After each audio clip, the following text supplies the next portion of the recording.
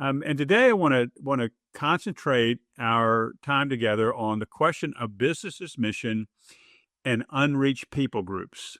Now, I'll go ahead and set it up this way. I wrote a blog a few weeks ago talking about uh, the fourfold bottom line, and we talk about this a lot. I think it was Mats Tunahag who put it together, but it's a way of thinking about the different positive or profitability type impacts that a business's mission company has. And if you're familiar with that, you know the idea. We talk about financial profit, spiritual profit, societal profit, and of course, and now we begin to talk more and more about environmental profit. In other words, in what way is the world a better place because your company exists? And I think that is the highest level definition of a business that is run to the glory of God. Is it blesses humanity, it honors God, it's run His way, and it blesses humanity, and it's going to make a difference in financial situations. A business has to make money, guys. We can't. We know this. I'll say it again. We can't ever neglect this. There's a tendency to look like, well, that's the least of all of the bottom lines. No, it is a equal part of the bottom line, because frankly, without profit, there's no sustainability, there's no lasting impact. Even a nonprofit, let's be real, a nonprofit is really a tax status. If you don't have more money at the end of the month than you began with, you are on your way to closing down. So any organization, but especially a business, part of what it's designed, created by God to do, is to make money, to make a profit. Now, what you do with that profit is totally different, a different topic altogether, but it's important for us to stop and say, yes, business exists to make profit, make money, number one. Number two, it exists to make a societal impact for a community, a family, a town, a city, maybe even a nation to be changed. We think about all kinds of things, but the most obvious one, the easiest one to talk about, is the idea of human trafficking. Human trafficking exists all over the world, and it exists primarily for economic reasons. And if we're going to break it, if we're going to break the stranglehold that human trafficking, human slavery has on various parts of the world, and the United States is no exception, by the way, we are going to have to use our businesses to engage and provide jobs for those that are unfortunately being taken advantage of so often. And so there is this societal impact. That's just one example. A thriving, flourishing community, education, funding for schools, being able to pay taxes. One of the reasons, frankly, that there's so much corruption in so many parts of the world is because the government is so poor and often so poorly run, but it's so economically deprived that it can't function well. So it turns to what is, frankly, the path of least resistance, and it begins to cheat and lie and steal and extort. That should change. That part of business should change that. It should have an impact on a society, on a community. So that's the second bottom line. The third being the idea of spiritual impact.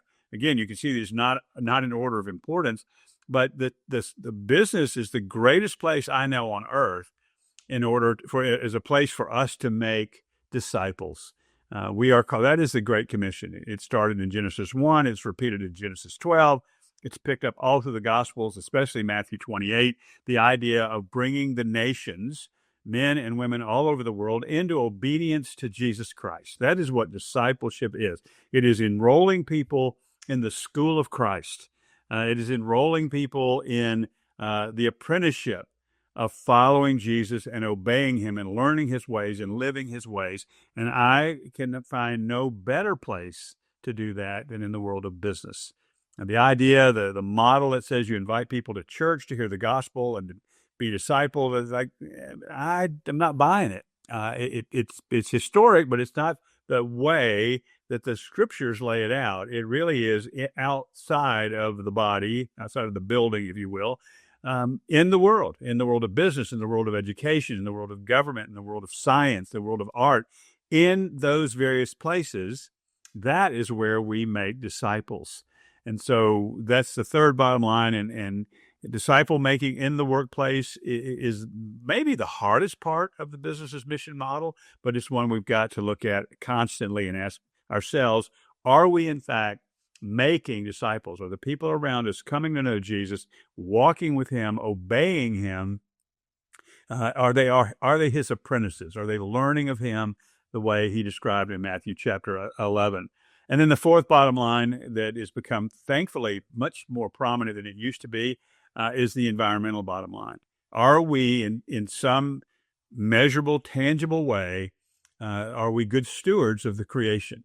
Some people call it creation care. Are we doing that? And it can be in our minimalist use of resources. It can be in recycling. It can be in cleanup. It can be in just avoiding all the ways we currently destroy the environment that God has placed us in.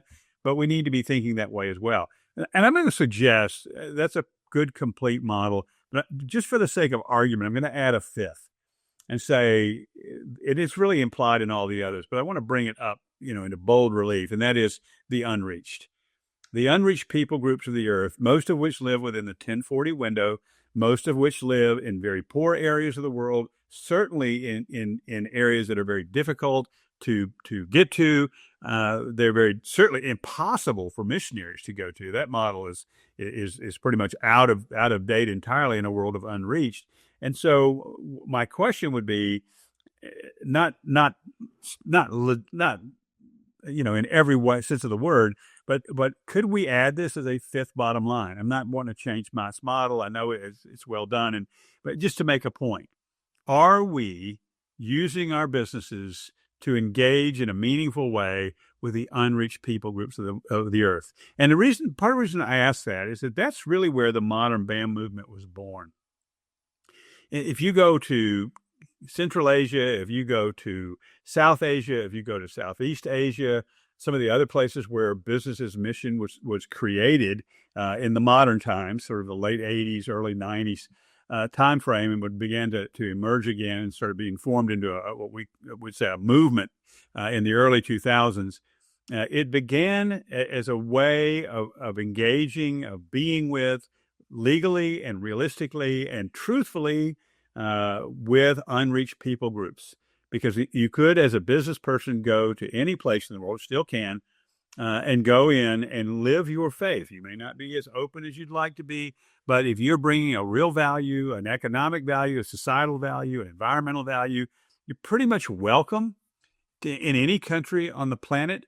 And the idea of using your business to engage the unreached is not a justification for business's mission, but I do think it's part of the huge benefit that we get out of this sort of bottom line approach. So